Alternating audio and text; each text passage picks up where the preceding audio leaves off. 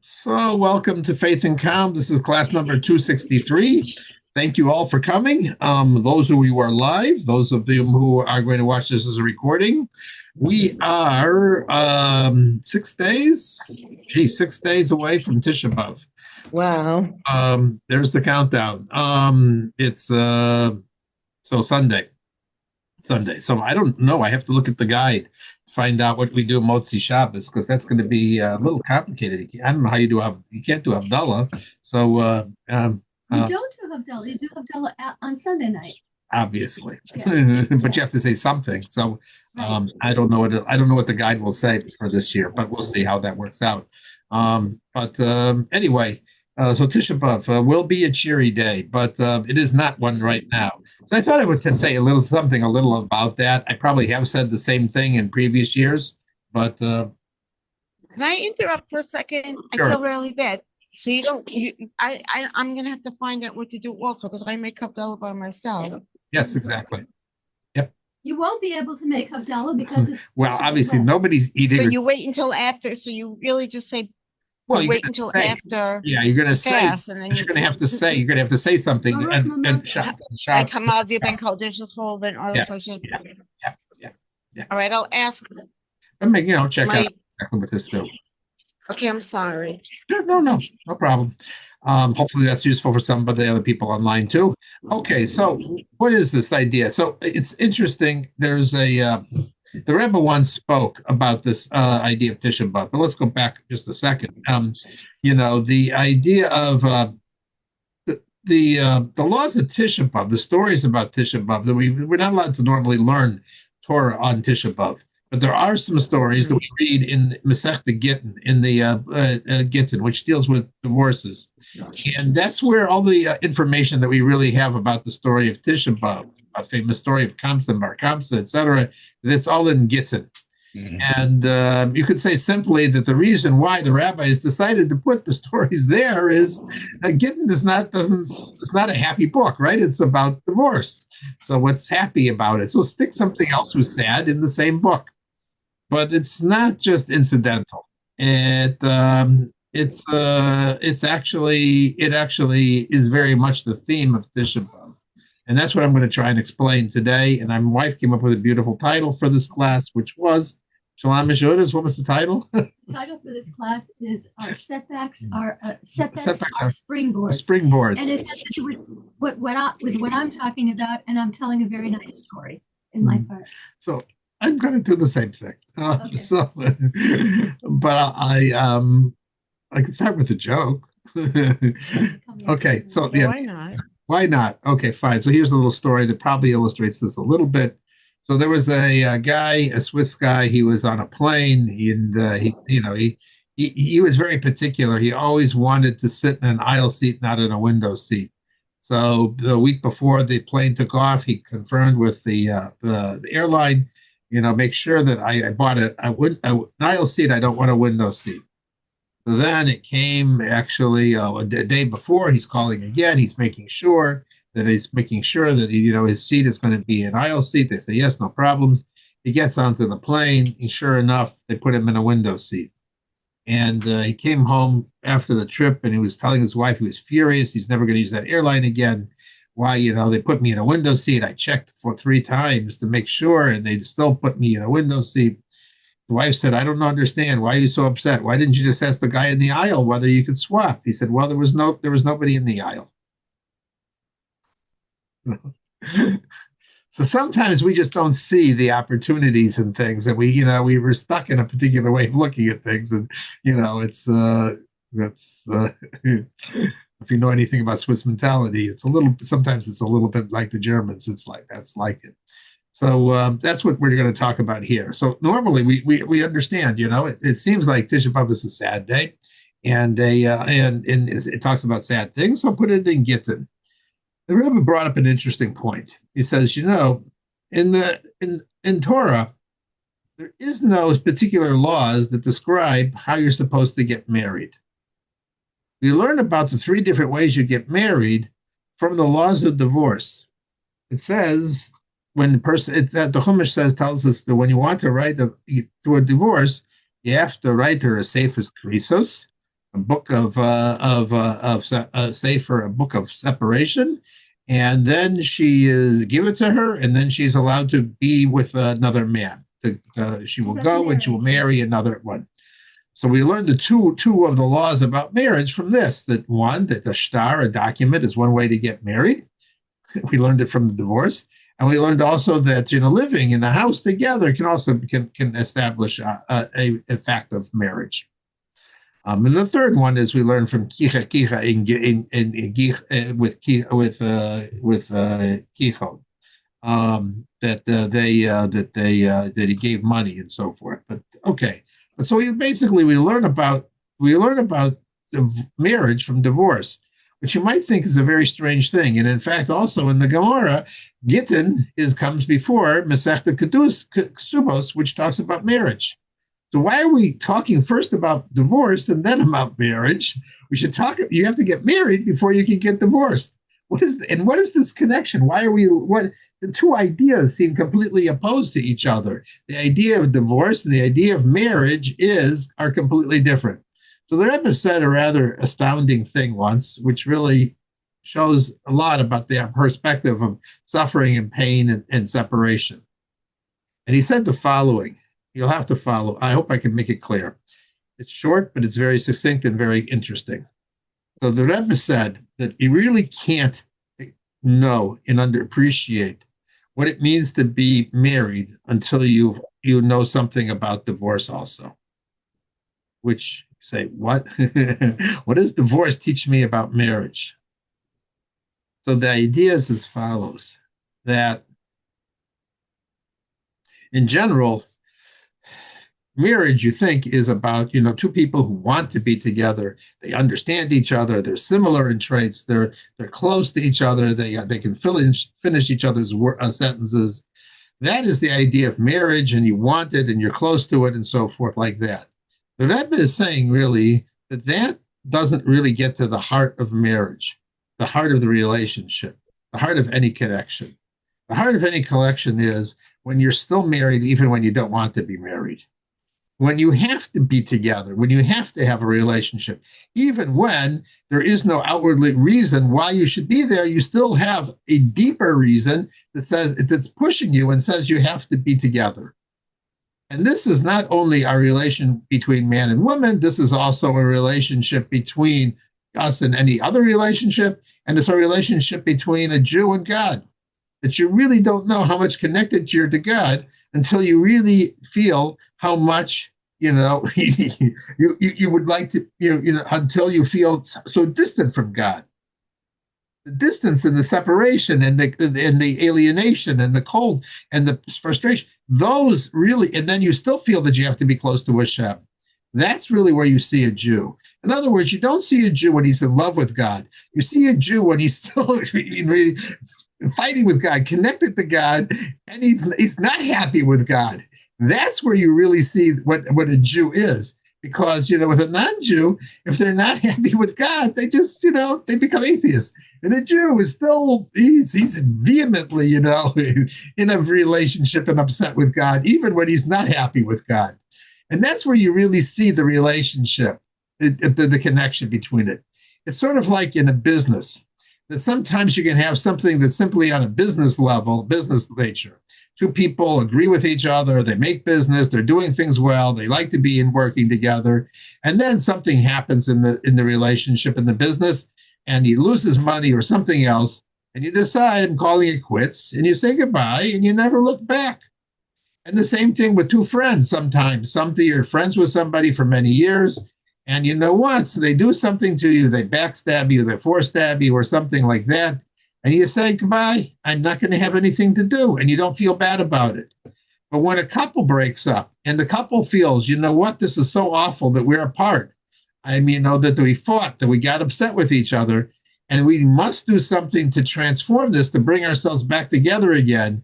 That really reveals that there's a deeper connection there that was not even possible until you actually had the divorce, until you had the separation. That's what they brought them closer together, which really shows that there's something there more powerful than anything external. And that the Rebbe says is that's what we mean by we say when we connect the idea of Gittin to a get into a Sefer Torah. It says that you write a Sefer. What do you mean a Sefer? It's the opposite of a Sefer Torah. Sefer Torah is the Star Kedushin. It's the contractual agreement that connects the Jew to God. What is it? What does it have to do with a star? A contract? If you write to separate, why do you write a contract to separate? It doesn't seem to make any sense. So the Rebbe points out that the get this has to be written on one column, and a Sefer Torah is written on many, so it has actually more unity. And what that he says is this is exactly what we're talking about. That the connection and the love of the Jew is you actually see it more through the separation. When the Jew has to be in a relationship with God, not because he's happy with it, not because he wants it, but because he's miserable without God in his life. And he's anxious and he's fighting and he's angry with everything because he doesn't have God in his life. That means that he definitely does need to have God in his life. And that's where you really see the power of the Jew's connection to God. And that's the idea of Tisha B'Av too. The Jews after Tisha B'Av, they in a certain way, they discovered God on a much deeper level. Because when the Jews were in Eretz Yisrael and everything was good and there was a temple and everything was running right, that was one level of connection to God. But when Jews have to be Jews, even when they're in Gullus, and even when they haven't been in the Beit HaMikdash or in Israel for years and years and years, and it seems like, God has abandoned us, and yet a Jew still feels that he has to come on Rosh Hashanah, Yom Kippur, he has to do something Jewish, that really shows that there's a subterranean, there's a deep connection between the Jew and Hashem.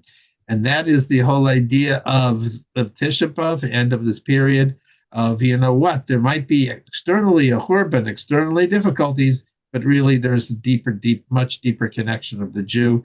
And it's only brought out when you have actually this apparent external separation and the external feeling of distance. But that's why Jews say the Tisha B'Av, the temple was destroyed, but Tisha B'Av will be a holiday and it will be rebuilt. Tisha B'Av is you're going to see the depth and the pureness and the unbreakable attachment of a Jew, because even when there seems to be a breakup outward, there really is still a connection. And I think that is I listen to this one every year, and every year I get some strength from this particular idea. And that's what I wanted to say today. Mr. Shimon, can I ask a question? Questions are appreciated from the audience, wherever we are. So you said that a Sefer, a get is one column and a Sefer Torah is many columns. What were you saying about that? Okay, so there's a particular law about it. It turns out that a get has to be written on 12 lines and in one column of it. And in the Sefer Torah, we have 5 books, and each book is separated by 5 lines, and they're written on many columns. The Sefer Torah is a big thing; it has many columns in it, and it also has these separations into 5 different pieces. So the Rebbe says that shows that there's more unity in a get than there is in the Sefer Torah. And the question is, what are you talking about? And what he's saying is, it's on a deeper level.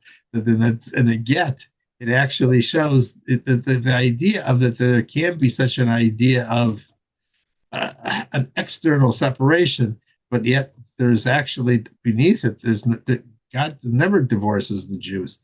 He didn't divorce the Jews. He made a covenant with us permanently. And Tisha B'Av appears to be a get, which means to send somebody away. But nevertheless, he never really sent us away. He actually was revealing a more under the surface attachment of the Jew that was never revealed before, until you finally didn't have a temple and didn't have a land and didn't have a king and didn't have everybody together and united in the land of Israel. And that shows really the ultimate connection. Thank you. Okay, and you can have a good story. You have some Yiddish words for me. I do. Okay. Okay. Now, hello, everybody. Does anybody want to say something before I begin? Yeah, I'll turn this up because it's not. Okay, good. So I'm just going to begin. And I'm going to begin with the 4 things that I always say. Number 1, we're in an extraordinary time. And how do we know that we're in an extraordinary time? Because the Lubavitcher Rebbe told us that we are now in the unfolding of the redemption. We have the things that we see, they are the unfolding of the redemption. Um, and and the second thing is that our souls were handpicked to be at this time. Also, I always say that when the Rebbe says something, it's something to take into strong consideration, because the Rebbe was never wrong about any public pronouncement that he made, and he made quite astonishing ones. Netanyahu is living now with some of the things that the Rebbe told him. And anyway, so yeah, the Rebbe told him that the Rebbe told Netanyahu that he has a mission, and he has to act. The Jews have to act with boldness. They can't respond, weakly. They have to do things in a what is it called? They have to do preemptive things, and that's exactly what Netanyahu did. And his life is not easy right now. He's gone through many, many, many challenges. It's like not easy to lead such a thing like that. And somebody asked him, "How are you managing every day? How do you keep up your strength?" And he said, "I'm on shlichus." Means this is a Chabad shliach is somebody who's a shliach means that you're sent on a mission. And he said, I've been sent on a mission. And anyway, so we should wish Israel all the best, and things should unfold in a nice direction.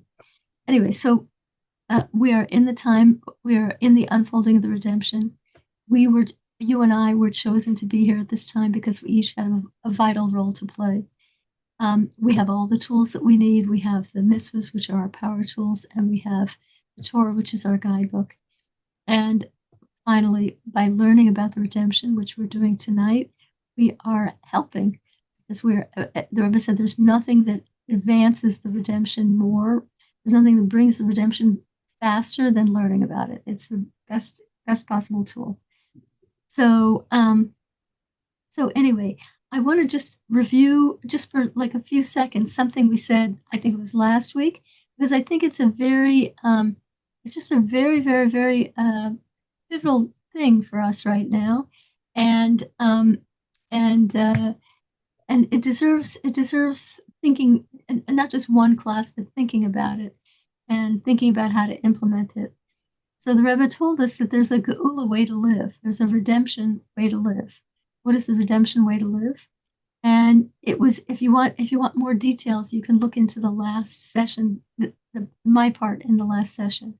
And the Rebbe said, essentially, you live in the present moment. Your thought, your speech, and your deed are concentrated exactly in the present moment. You don't have your mind in a million other places. And so the Rebbe says, when you do that, when you're present oriented, you put your thought, your speech, and your deed all together in the present moment. That's living geula, and that's what the experience of redemption is going to be for us. When we all are living geula, we are all going to be in the present moment, and it's really quite a liberating way to live. To put the future out of your mind, put the past out of your mind, and to be fully immersed in the present moment with.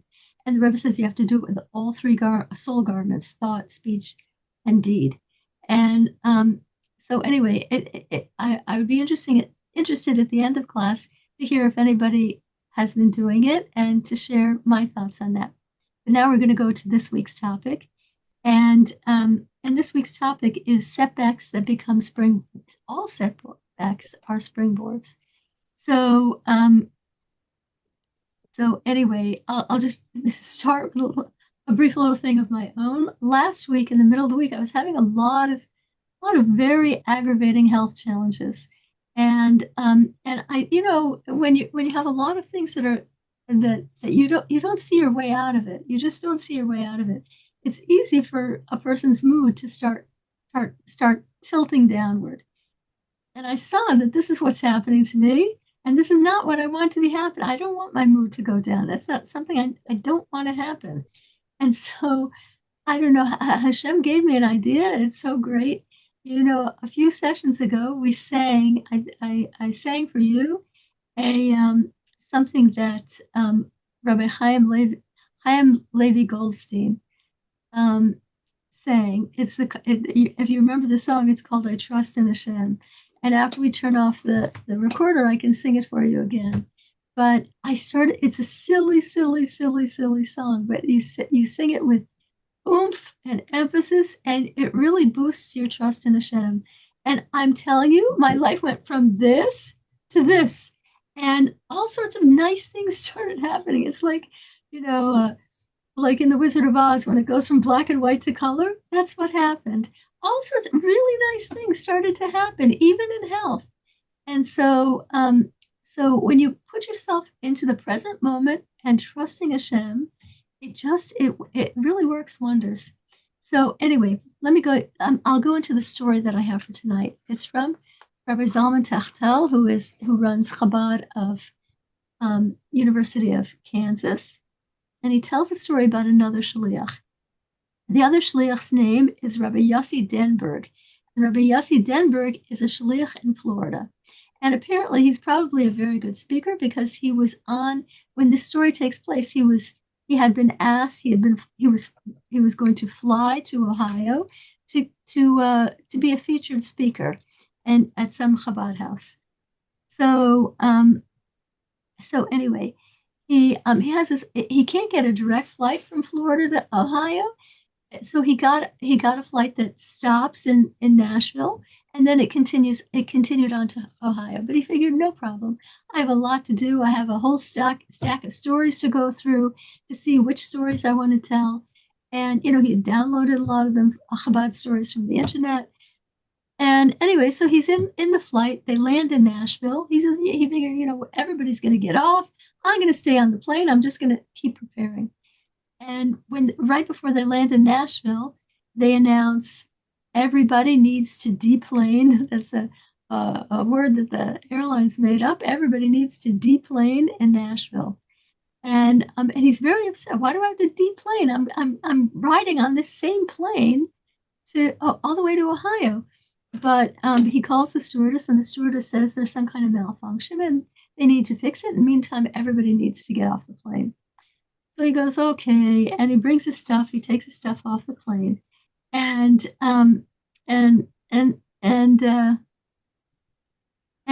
thinking, oh, this is not. I mean, I just wanted a quiet. I just wanted to sit in my seat and do what I have to do. I have so much to do. So then I thought, okay, fine. I'll sit here and I'll start going through my stories. And the very first story that he opened to, he hadn't read the stories beforehand. The very first story he opens to is a story about Nashville. They had landed in Nashville, the midpoint, going to Ohio. And he's thinking, oh, that's interesting. It's a story about Nashville. I'm in Nashville. It's a very famous story. It's a story not from our Rebbe, but from the Rebbe before him, who's called the Frierdiker Rebbe, the previous Rebbe, or Rabbi Yosef Yitzchak Schneerson, and the Rebbe Rayatz is also sometimes called by his initials. So this story takes place many years ago. The Rebbe Rayatz passed away in 1950. So this story takes place even before then. He called a young Chabadnik into his office. The young Chabadnik's name was Zalman Posner. Zalman Posner became an incredible. He wrote one of the first Jewish books books about Jewish philosophy in English. I think it was. I just had it. I'll think of it in a minute. And Thinking Jewish. That's his. And but this was when he was still just a young man, yet relatively newly married, with a couple of very small babies, and the Frierdiker Rebbe, who was already, quite ill at this point, he called him in and he said that he wants him to go to Nashville, Tennessee, and to start.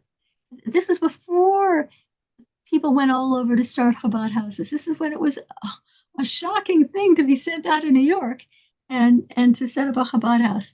And Rabbi Posner Zalman Posner was not excited. He was not excited at all. He didn't want to leave New York. And the Frierdiker Rebbe, who you could barely understand at that point, you had to really, he had, his speech was very impaired at that point. He had MS, and he had a lot of other problems. He had, communists had, he had been thrown in jail 7 times. They were horribly harsh to him. Anyway, so the Rebbe started explaining in Yiddish. He started explaining in Yiddish. This is a good thing to do. And the Rebbe says, when the neshama, when the soul is still in heaven, the neshama doesn't want to leave heaven. You don't want to leave New York. The neshama, when your neshama was in heaven, it didn't want to leave. It didn't want to leave at all. It's warm, and it's warm, and it's light in heaven, and it's beautiful in heaven, and down here. And the neshama says, no, I don't want to go down. Down there it's kalt and finster. Down there it's cold and it's dark. I don't want to go down to the world. And Hashem explains that this is the soul's mission. The soul's mission is to make down here not kalt and finster, but to make the kalt and finster place in some place that's warm and lichtig. Your job is to go down, little neshama, and make that world, make the people, all the people you interact with, you have to make that cold world, you have to make it warm und lichtig, warm and light. So so he said, that's what you have to do in Nashville. Yeah, you don't want to go, but you have to go down to Nashville, and you have to make that place warm und lichtig. And when you make that place warm and lichtig, you will see that it will benefit you as well. So the shaliach is reading this story, and he can't believe it. He said, here I am. I'm complaining about being in Nashville. And the Frierdiker Rebbe, I'm just reading a story about the Frierdiker Rebbe saying the purpose of going to Nashville is to be warm and lichtig. He said, okay, I'm going to do it. He hops out of his chair, and he says in a loud voice, anybody, he figures he's going to daven Marav. So he says, anybody know the way to Jerusalem? Which way is Jerusalem? And people are looking at him. And some people are pointing this way. Some people are pointing that way. Some people are pointing that way. And then he says in a loud voice, and does anybody know why I need to know which way is Jerusalem? And somebody guessed that, yeah, you have to pray, and you have to pray in the direction of Jerusalem. And meantime, he's scanning the crowd like any Chabad rabbi, and he sees like there are people who are definitely not looking at him, and he figures those are the Jews. But anyway, he says, who wants to pray along with me? And he said, you just have to say 6 words. We're going to say 6 words in English and 6 words in Hebrew. And he starts saying Shema Yisrael, and people join with him. And he says, Shema Yisrael Hashem Elokeinu. He says Shema, and then he translates it in English. Meantime, he's still scanning the crowd, and he sees one guy's like, oh golly, he's covering his head completely. And after he's done saying Marav, he goes over to this guy, and he looks at him. He knows that this guy's Jewish. He doesn't even have to ask him anything. He says to him, "What's the matter, my fellow Jew?" And you look very disturbed. And the guy answers him, actually, you look a lot like my rabbi from Ohio. I haven't seen him for 10 years. And I've sort of gone away from the stuff I sort of gone away from the stuff that he taught me, but you look a lot like him. And it turns out, he said, wait a minute, that rabbi that you're talking about, he's picking me up at the airport. You'll get to see him. He's picking me up at the airport. I'm working. He hired me to speak for him, for his group. And so anyway, they fly to Ohio. The Ohio rabbi comes as planned to greet him, and he sees this other guy, and they fall into each other's arms. And the guy who had been so far from his Yiddishkeit, so far from his Judaism, said, "You know what, Rabbi? I'm ready to come back to my roots. I'm ready to do it again. You're going to see me in Shul this Shabbos." And so the guy felt great. Well, I thought that this was a setback, but I made it into a springboard. So anyway, it's not the end of the story. The guy, after he has a successful, presentation and in Ohio. He runs some kind of Shabbaton or whatever it is, or some evening program. And if you know how Chabad rabbis, in Chabad, a speaker comes, and let's say they start speaking at 8 o'clock and they go till 10:30 or whatever it is, and then a lot of people leave. But the ones who really want to hear more from this rabbi, they farbrang. It's called farbrang. That means they sit around a table with lots of food and they just ask questions and they hear him tell more stories, and it's a more interactive thing than the lecture. So, and it can go till 3 in the morning, no problem. So here he's on his way back and he is exhausted. He is just exhausted. And he sits down and he figures, I'm sleeping the whole way. I am so tired. I'm sleeping the whole way. And meantime, his eyes are closing, and the guy next to him says, are you a rabbi? And he's thinking, oh, he opens his eyes and it's a priest. And the priest starts peppering him with questions. Do you guys believe in idols? Do you do? And the guy is thinking, I don't want to talk to this guy. I want to go to sleep. And then he remembers, wait a minute. My job is to make this world warm und lichtig. So he opens his eyes and he's thinking, this guy's peppering me with so many questions. He looks at the priest and he says, are you Jewish? and the priest says, no, of course not. I have a grandmother who's Jewish, but of course I'm not Jewish. I'm a priest. And the Chabadnik looks at him and says, your mother's mother? He says, yeah, how'd you guess? He said, I could guess. You're Jewish. You're 100% Jewish. And the guy is like, whoa. And the guy can't believe it. And the rabbi says, listen, let's put on tefillin. You're a Jew. Let's put on tefillin. And the priest is saying, oh, no, I'm not doing that. No. And the rabbi knocks his socks off, trying to explain how wonderful, how holy it is. What a storm, a good storm you make in heaven when you put on tefillin. And the priest will have nothing to do with it. And the rabbi talks and talks and talks, and the priest wants nothing to do with it. So the rabbi says, okay, will you say 6 words with me in Hebrew? And so the guy says, okay. And they say Shema together. But the rabbi felt he put in such effort, and it went, he worked on that priest so long, I didn't get the results that he wanted. And so he's thinking, he's thinking that it's a failure. So I don't think that's a failure at all. And he got the guy to say Shema, but still he thinks, I put in so much effort and I didn't get a lot back from it. And the plane lands and the priest escapes. He runs like 100 miles an hour away from this rabbi. And somebody comes up to the rabbi and says, I was sitting behind you that whole time. Will you put tefillin on me? I was so moved by every word you said. It made my world light and happy. Will you put tefillin on me? I haven't put tefillin on for decades, since my bar mitzvah. So anyway, that's our job. Our job is to machen warm und lichtig, to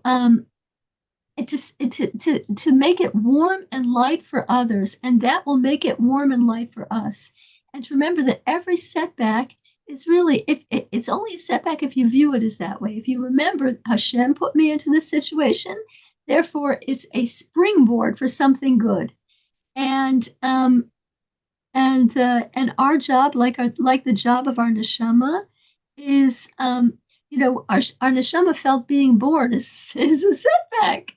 For the neshama, being born felt like a setback, but it's not.